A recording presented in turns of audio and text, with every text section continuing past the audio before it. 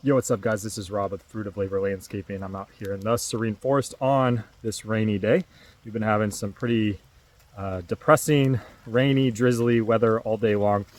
We've also been having some really cold temps. And today I just want to talk briefly about the signs and symptoms on your plants of cold damage, because we have been having cold temps.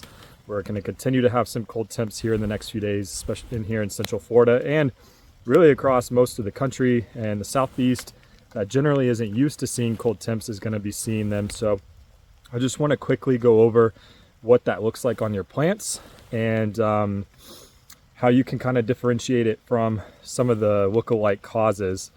But the main thing, we'll just talk about it right off the bat, is that if the temperatures have been cold, the most likely stress that's been on your plants is the fact that the temperatures have been cold.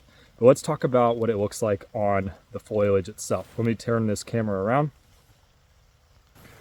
So this is my papaya tree. It is a tropic or subtropic plant, so cold temperatures are going to damage it. It's very susceptible to it. So are bananas and other trees from like Central South America. So as you can see on this leaf here, we have wilting, we have discoloration, and then as that progresses, you get eventual plant tissue death and loss. All right, but the main thing you're gonna see first is some discoloration. So you'll see black spots, which many people immediately attribute to mold, like black sooty mold, but mold is more likely to thrive in humidity and other high moisture conditions. And even though it's been raining today, we really haven't had the rain like we do in the summer, where the black sooty mold is more prevalent.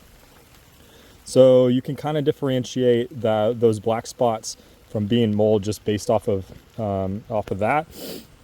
Now, I'm not saying 100% that black spots aren't going to be mold, but they're just less likely when the temperatures have been cold and it hasn't been as humid.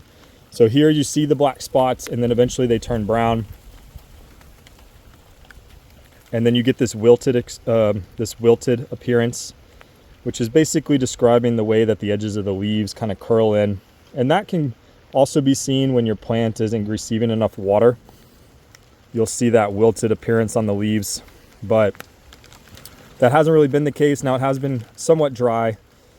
During dry periods, if we start to see a little bit of leaf wilt, we will supplement with a little bit of irrigation, but that's not the case here. This is all from the colder temperatures, especially on your cold sensitive plants. And then we get this, eventual foliage death, and you can see it still has discoloration, the black spots. Now, I do recommend just checking your plant for its overall health, and obviously for pests as well. But if you look at the rest of the papaya, we still have flowering going on, and all the new growth is still pretty green. And that's a good sign for the overall plant health, is that all these lower, more mature leaves that were here for most of the cold temps are the ones that are showing all the cold damage signs. I'm gonna flip over to our bananas real quick, bear with me. Okay, so here's a big banana leaf, and as you can see, we have a lot of the same kind of things going on with it as we did with the papaya. We have black spots, we have eventual yellowing and browning, and then this leaf will just completely die. So the next thing I want to talk about real quick, and I'm going to do a longer video on this in the next few days, is microclimates that you can grow your cold sensitive plants in to protect them from these colder temperatures. So I'm going to turn the camera around again. All right, so our papaya tree is kind of on one of the edges of the food forest along a walkway. Forget that trash over there. I'm going to clean that up. But as you can tell, there's really no canopy above this papaya, which gives it a lot more sun, but it also makes the papaya more sensitive to colder temperatures because it has nothing above it that kind of traps in the heat.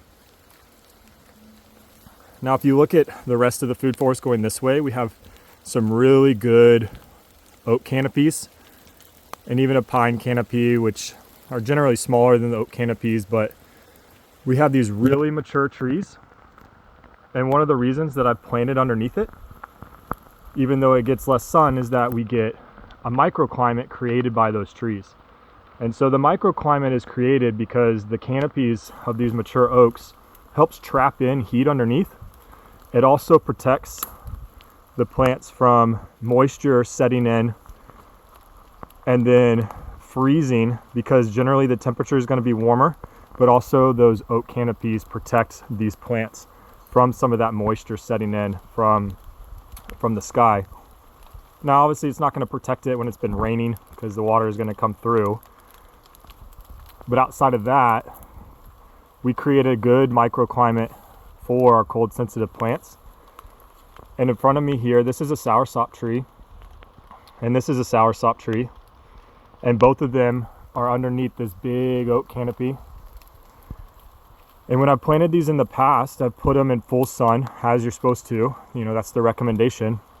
But every time that we've had temperatures under 40 degrees here in Central Florida, they've always had big amounts of leaf drop.